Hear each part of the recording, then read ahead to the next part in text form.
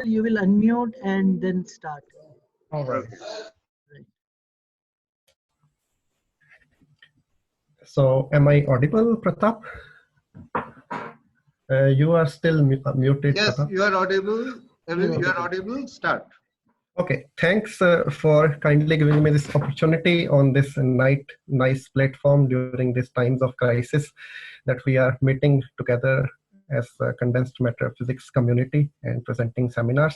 So today I will be discussing about recent works which involve investigation of three particle states called Trions in two-dimensional materials. In fact, some of these three particle states can be optically bright in nature, they interact with photons, and others can be optically dark. They do not interact with photons.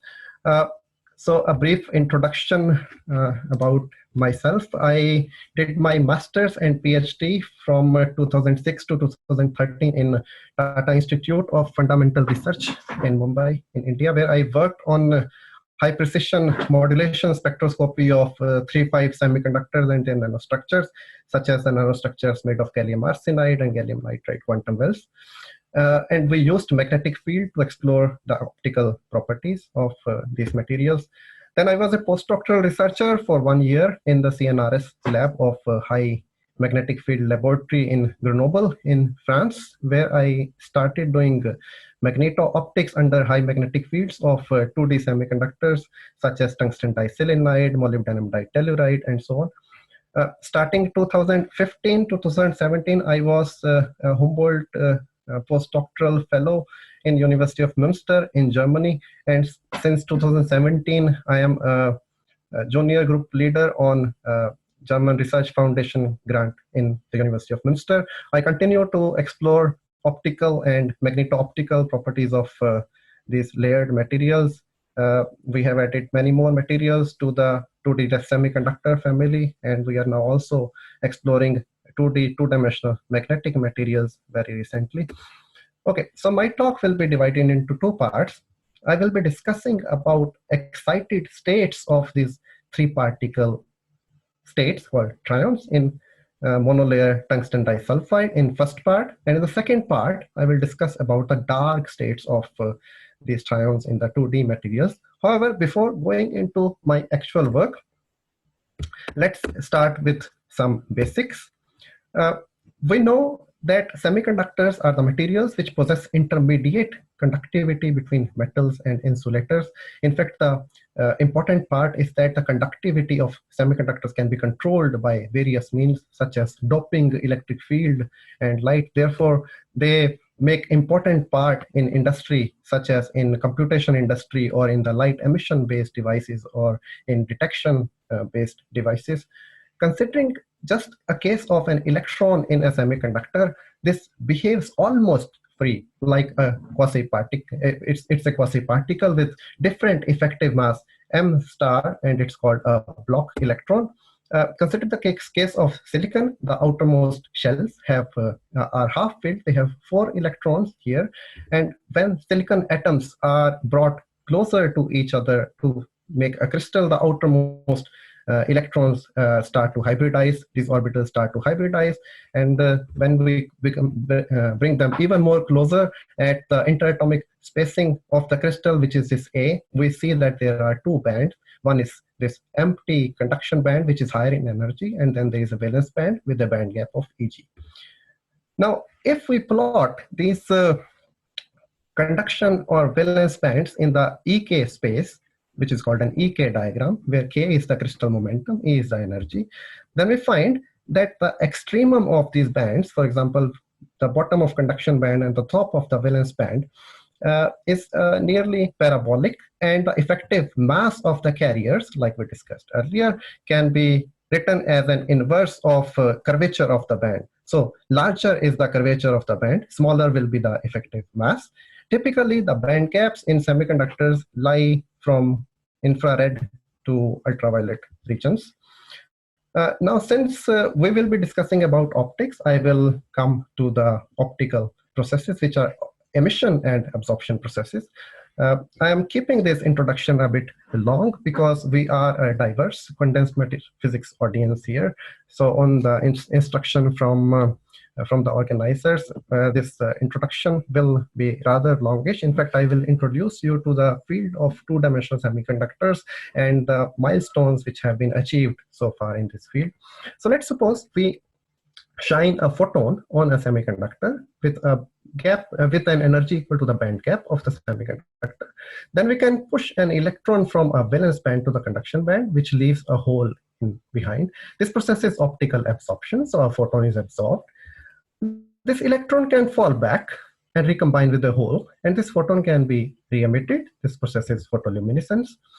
An important point is that the momentum needs to be conserved. Now, the photon's momentum is h by lambda, which is approximately 3 orders of magnitude smaller than the crystal momentum, which is of the order of pi by a. Therefore, this transition is almost direct in nature, meaning it takes place at the k point, at the same k point of the brilliant zone. In such a case, where the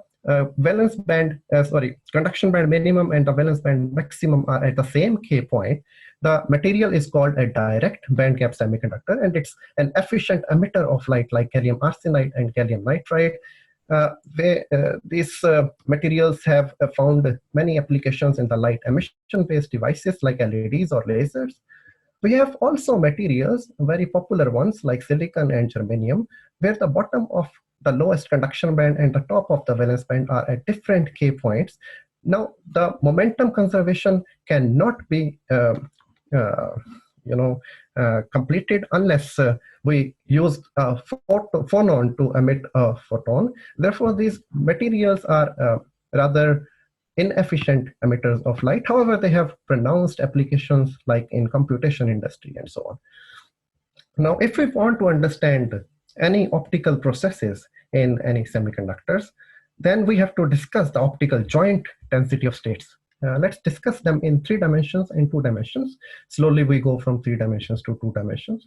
In a 3-dimensional semiconductor, an electron is free to move in both in all the 3 x, y, and z directions. In such a case, if you shine light, then the total number of states per unit volume of the crystal, which are available for the photons to interact with, are called joint density of states, and they go as square root of E. So E is the energy, and they start at the band gap of the semiconductor. Now let's suppose you squeeze one dimension of the semiconductor, then and make it almost comparable to the de Broglie wavelength of electrons. Then the material becomes a 2-dimensional semiconductor, because in such a case, the electron is very difficult to move in the dimension where the material has reduced dimensions. So in that case, the material is called a 2-dimensional semiconductor. A proper, popular example is that of quantum wells. For example, a material gallium arsenide, a few nanometers of this, when it's sandwiched between barriers of aluminum gallium arsenides, which have higher band gap than the gallium arsenide, then on the top part here, it becomes a well for electrons. Electrons are confined in this region, and holes are confined in the bottom part of this energy space diagram, where this is the space axis where the confinement is taking place. In such cases, now the electron and hole levels are confined, therefore they are quantized. It turns out that in 2-dimensional semiconductors, when we draw the density of states, they behave like, they show a step-like behavior, where the density of states stays constant in energy in going from one transition to the other transition, and then it shoots up when you hit the second transition. So the absorption in the lowest order, if we just consider these electronic transitions, should look like a step-like function in 2-dimensional systems.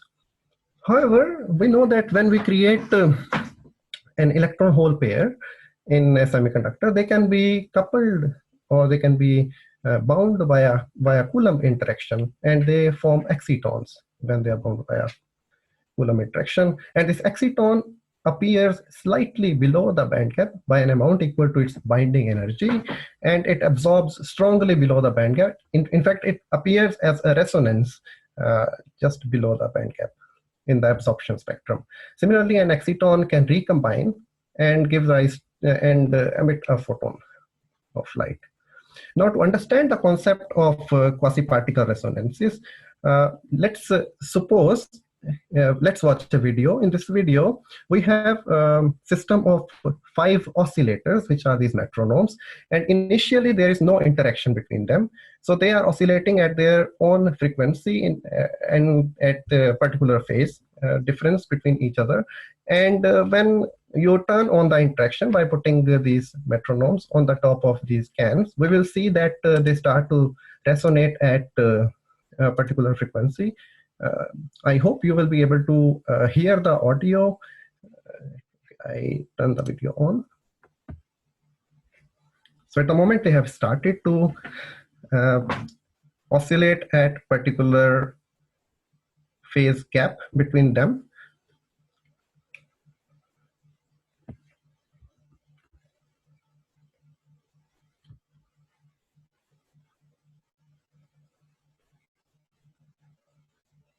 And now we turn on the interaction.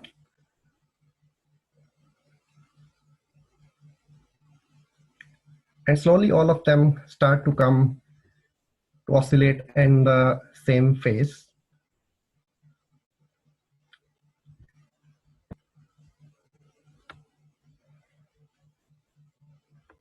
Okay, so a quasi-particle resonance has its own frequency of vibration, such as that of an exciton, which appears as a resonance in the absorption spectrum.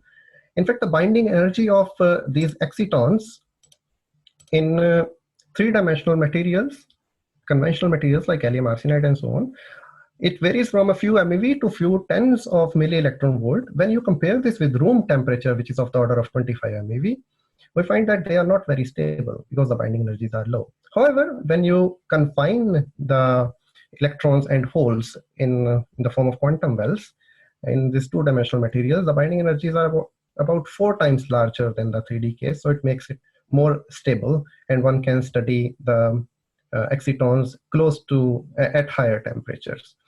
Okay, so now we discussed that excitons strongly modify the absorption spectrum. So let's take the case of this gallium arsenide quantum well once again. In the absence of any excitonic effect, we discussed that the absorption spectrum should look like a step function, just like this, following the two-dimensional density of states. However, this is the reality. This is the quantum well absorption, which we measured in TIFR in 2010. And we see here that there are 2 strong resonances. These resonances actually correspond to these 2 transitions, which take place between 2 kind of holes and 1 electron. These holes are called heavy hole and light holes.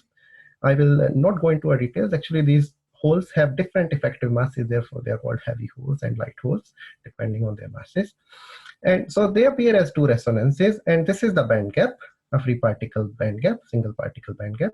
After that, there is a free electron contribution.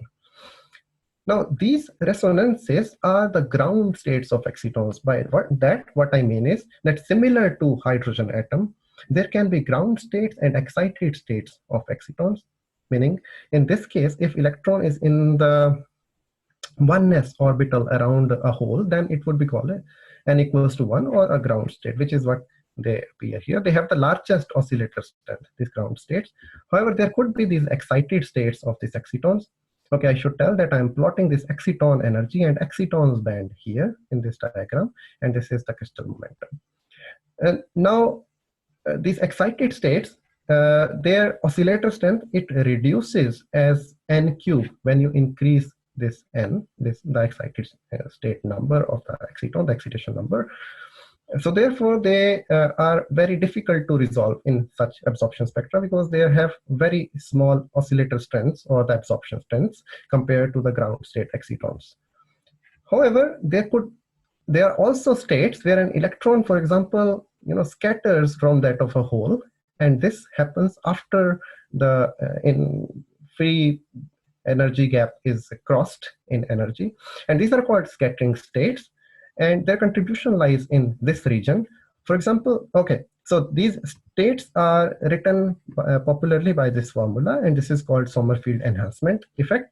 In fact, we discussed that in the absence of excitonic effects, we have this two-dimensional step-like behavior. However, in the presence of this Sommerfeld enhancement, there is a different kind of function which is observed, which one can also notice this here in the experimental absorption spectrum. The function falls a bit after rising from the absorption edge. Now we also have a possibility of three particle states similar to the two particle excitonic states. In fact, these three particle states, which are called trions, they appear just below the states of the exciton. For example, this is the n equal to 1 state of the exciton in this exciton energy space. And then when you add an extra electron, the energy is further reduced and a trion appears.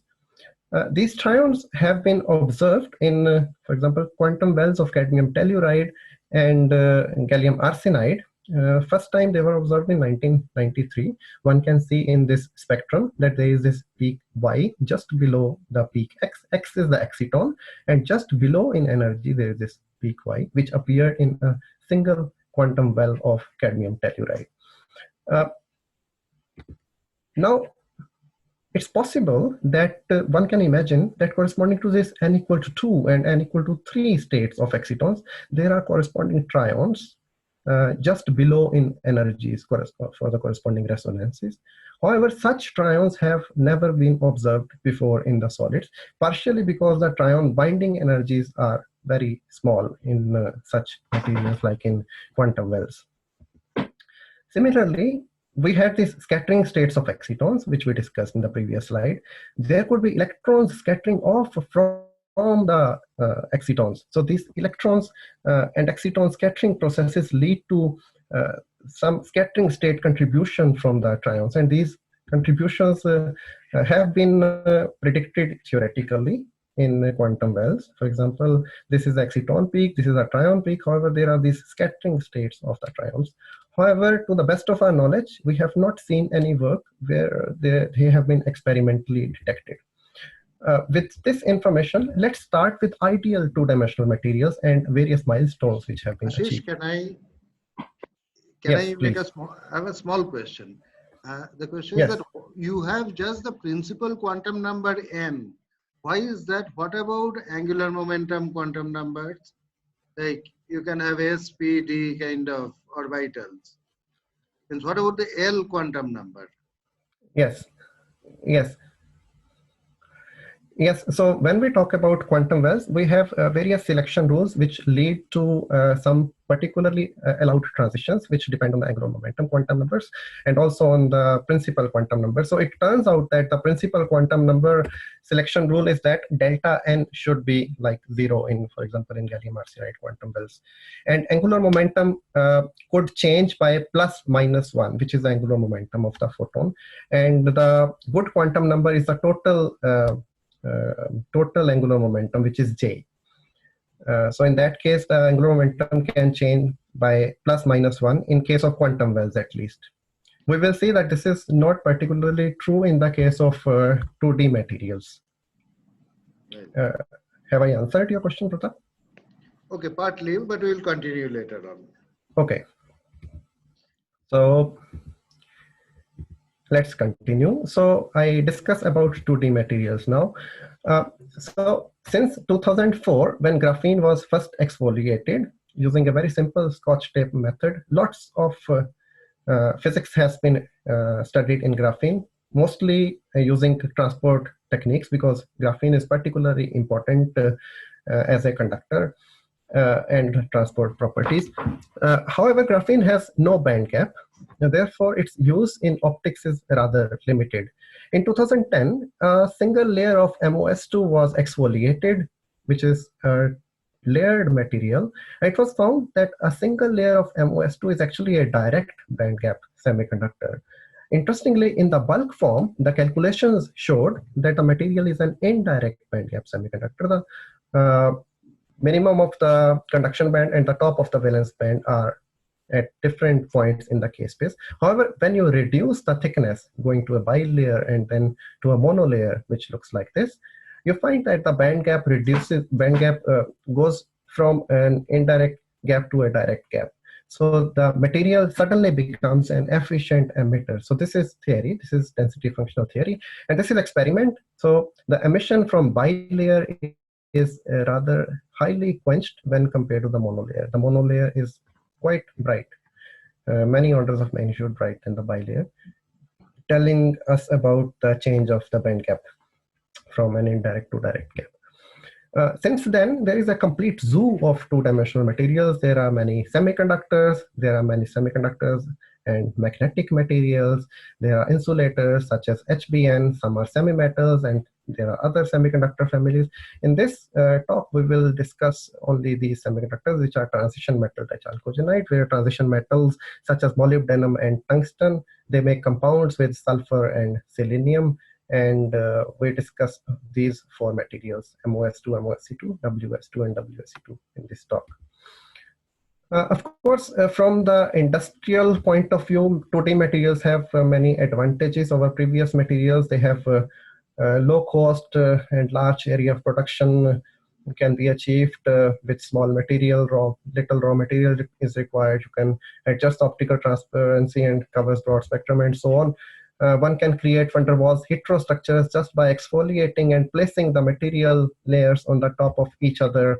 And there are flexible electronics which have been shown since 2014, such as LEDs and photovoltaics.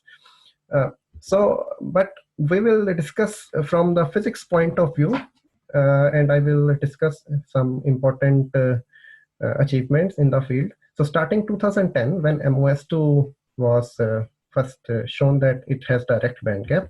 In 2011, first MOS2 transistor was demonstrated. In 2012, a new field opened up, which is known as valleytronics now. And this field is based on the fact that the crystal structure of 2D materials, such as MOS2, are hexagonal, and therefore their Brillouin zone is also hexagonal. Now, all the optical action, this takes place at the corners of Brillouin zone, which are the K points of the Brillouin zone. In fact, the interesting part is that the adjacent points of these corners of the Brillouin zone, which are also called valleys, they can be selectively addressed using circularly polarized light, meaning minus K points, for example, these adjacent points, they can be addressed using sigma negative light. They absorb and emit sigma negative light, whereas the other points, such as K plus points, they absorb and emit sigma positive light. So they couple to different circular polarizations of light. Therefore, in this field, these valley degrees of freedom can be used for making, for example, qubits in future. So they have potential in quantum computation applications. Since 2012, photodetectors research has taken up quite an effort. In 2013, it was shown that actually the 2-particle and 3-particle complexes and similarly 4-particle exciton complexes are rather strongly bound in these materials when compared to the 3-5 semiconductors. For example, in 3-5 semiconductors in the quantum wells, the binding energies are of the order of 10 MeV, whereas in the TMDCs, binding energies can vary from a few tens of MeV to 500 MeV. One can take a quick look at an absorption spectrum of a monolayer of tungsten disulfide, where there is a strong oscillator resonance is seen corresponding to an exciton. And then the 3-particles complexes such as Trions, similarly their binding energies are also an order of magnitude large compared to the 3-5 semiconductors. In fact, they are larger than the room temperature. So the Trions can be stable at room temperature and they can be studied. For example, in the same spectrum, if we measure photoluminescence, which is this blue line, and orange line is the absorption, we see that there are 2 kinds of Trions visible. We will discuss about them soon in a few next slides. Okay, and then van der Waals heterostructures were first prepared in 2013 by placing the layers of 2D materials on the top of each other. In 2014, it was shown that LEDs and solar cells can be prepared, made functional with these materials. Also, it was found that when you place 2 layers of different materials on the top of each other and make a heterostructure, a layered heterostructure, that's possible to create some resonances where electrons and holes are in the neighboring layers. These are called interlayer excitons, and such excitons have potential applications or potential in exploring Bose-Einstein condensation processes and so on because of their longer lifetimes. In 2015, we started working in this field, and we discovered the presence of single photon emitters in tungsten diselenide. I will also show our contributions along with this timeline now.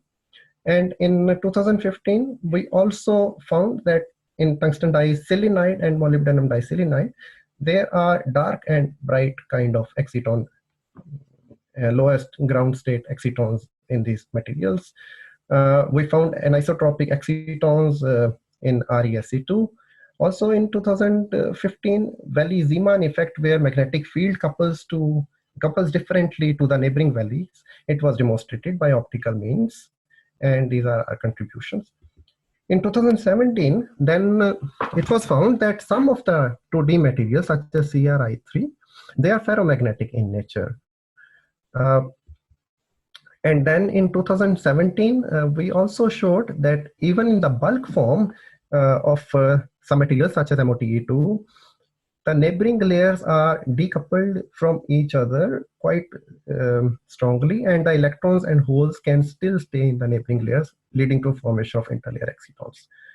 In 2019 and currently, we are working on excited states of trions and dark trions. So this is what I will be discussing in this presentation next. So I will start with my next part on the excited states of the trions in monolayer tungsten disulfide. Okay, coming back to our slide on the exciton and trion picture, we have ground state at excited states and then scattering states of excitons. Then we discussed that there are these trions which appear below the excitonic states in energy. Similarly, one can imagine the possibility of an excited state of trion which appears just below the exciton. Now, we also discussed that there could be scattering states of trions which start from the exciton energy, where an exciton, an electron can scatter from an exciton and giving rise to its contribution to absorption. Now, the ground state trions are rather well established. We know their binding energies are of the order of 30 MeV. However, we have not observed excited states of trions in rather any semiconductor so far. And also we do not have, we have not known any reports on the scattering states of trions, which are not observed so far. In fact, there is a theorem, it's from 1976.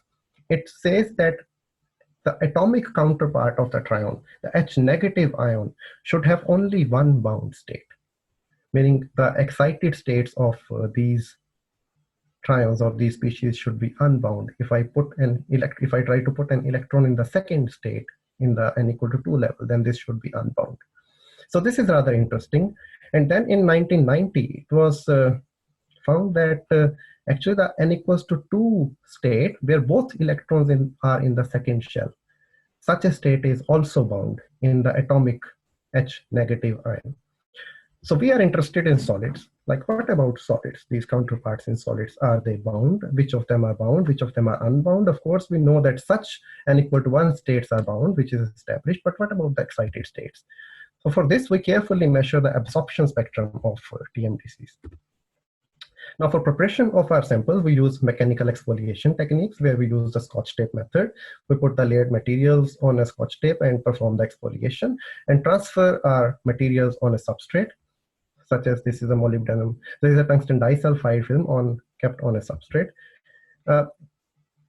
Here I show a spectrum, an absorption spectrum of tungsten disulfide, which is kept on sapphire.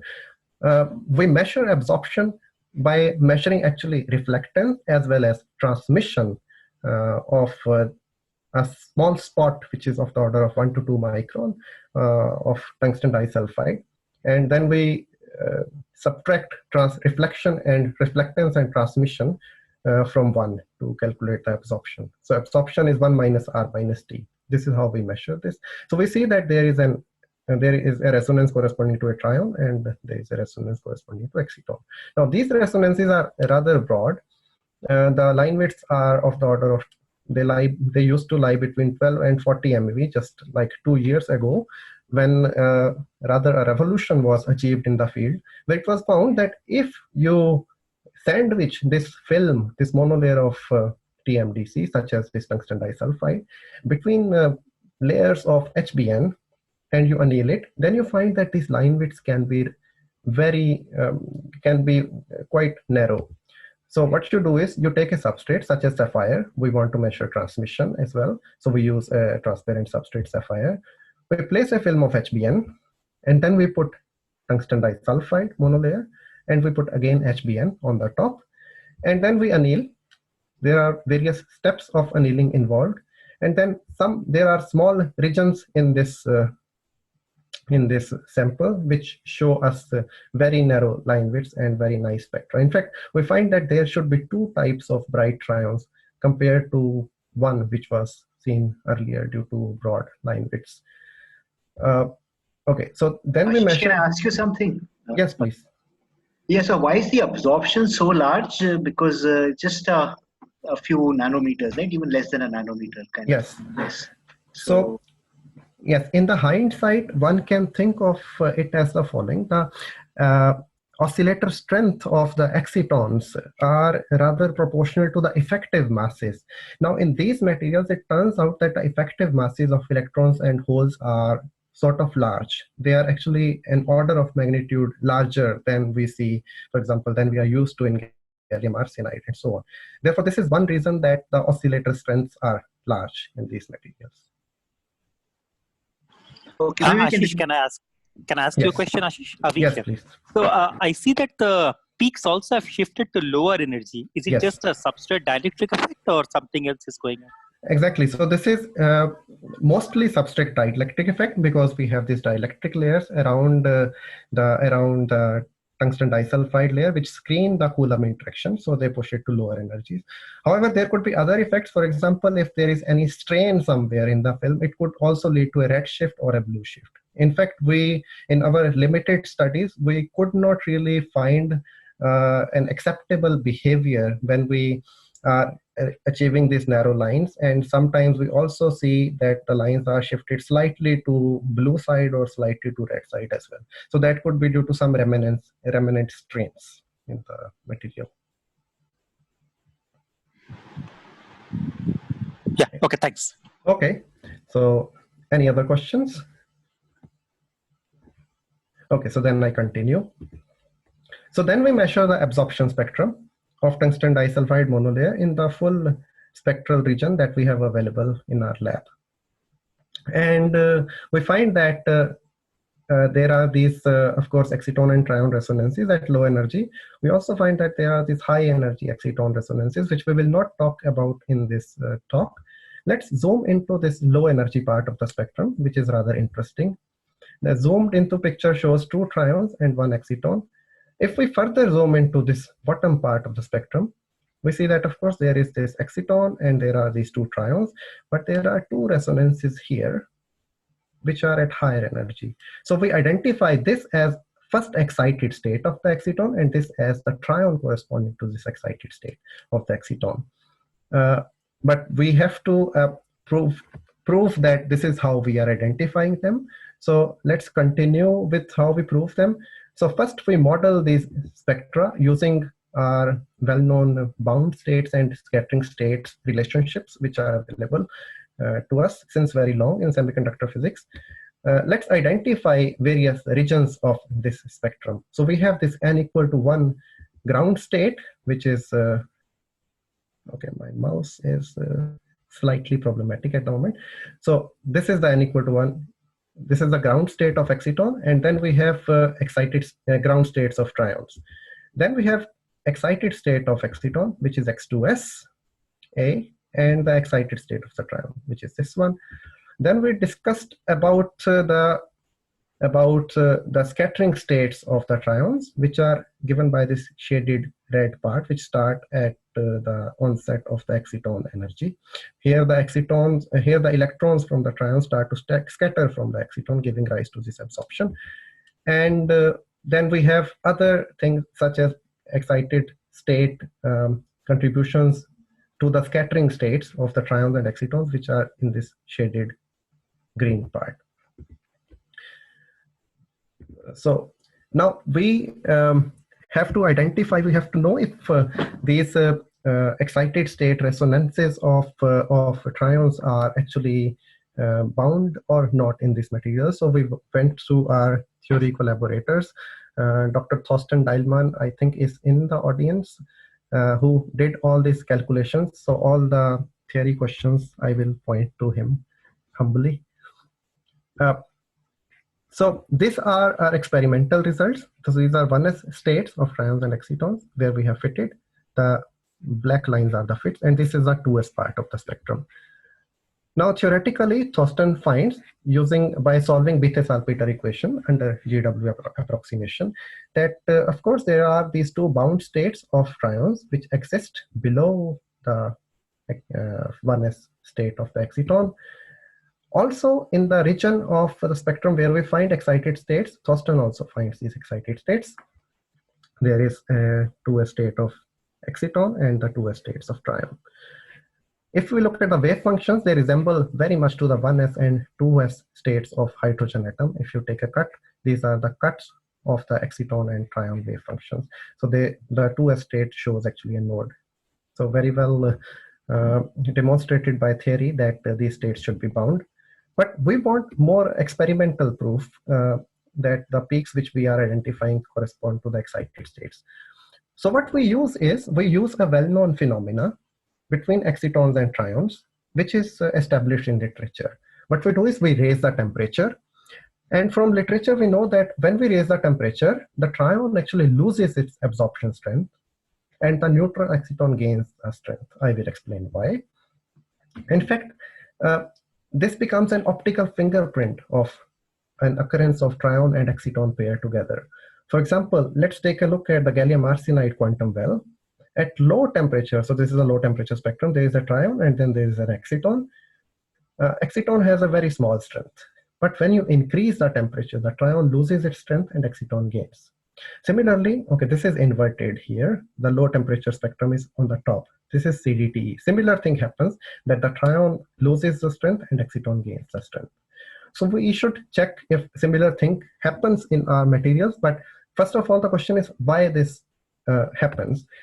So let's try to understand. Let's take a look at the band structure of a doped semiconductor. So there is a valence band and a conduction band.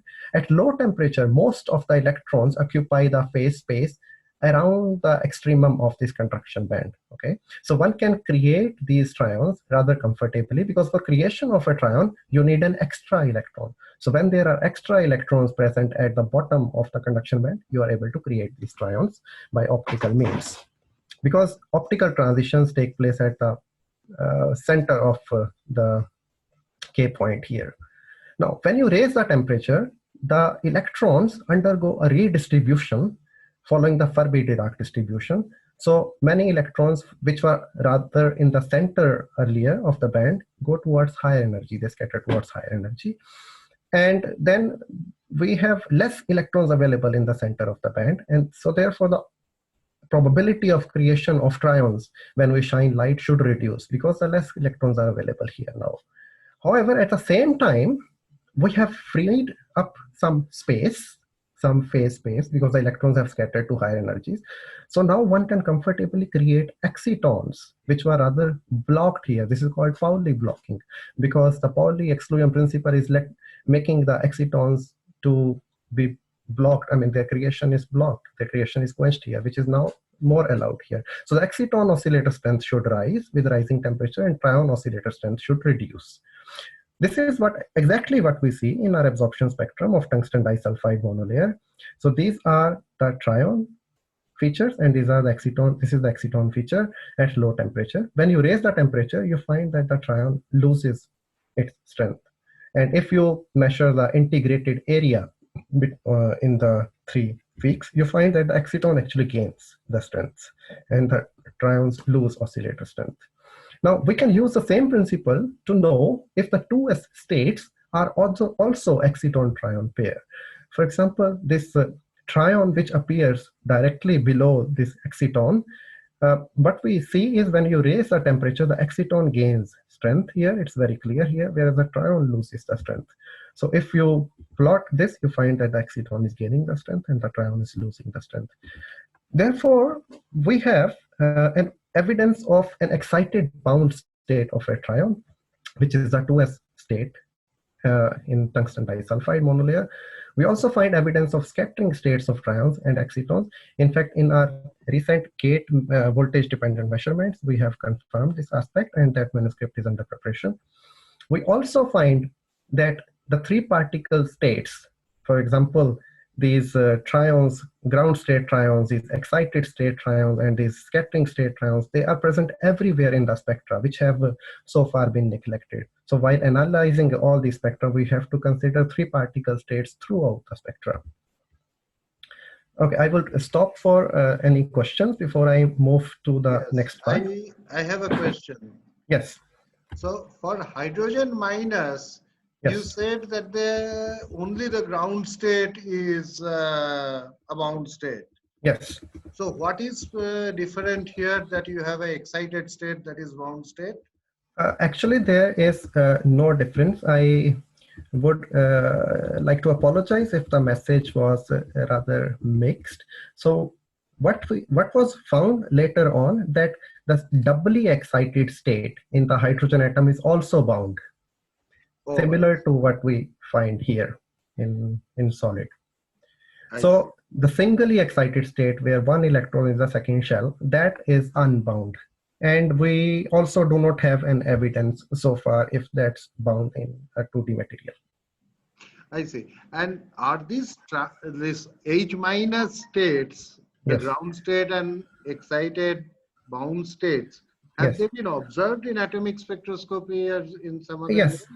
Yes, so there are experimental papers as well. Starting 2000s, there are a few papers where they have seen in atomic spectroscopy as well. All right. Yeah. Thank you. Ashish, can I ask something? Yeah. Sure. Yeah. So of course, so one of the things is that how do you rule out, say, for instance, defect emission or defect absorption? Because that's again something which you will see, right? And again, it would have a similar temperature dependence. Yes. So essentially, if there is any defect-related states, they should appear at lower in energy, and their oscillator strengths should be even more smaller. I mean, they give rather strong luminescence sometimes in 2D materials, but their oscillator strengths have been found to be really, really small. So we do not expect them to see in 2D materials. So are there some density-dependent measurements you have, because that can also help resolve, for instance, because you can change the density and things. You mean the gate voltage dependent measurement? No, just the intensity, the photon flux, the photon flux. Oh, yes. So we have been doing these measurements earlier for checking if we have any defect related transitions, or if we have something else such as bi-excitons and so on, which should be photon flux dependent, and we do not find an evidence.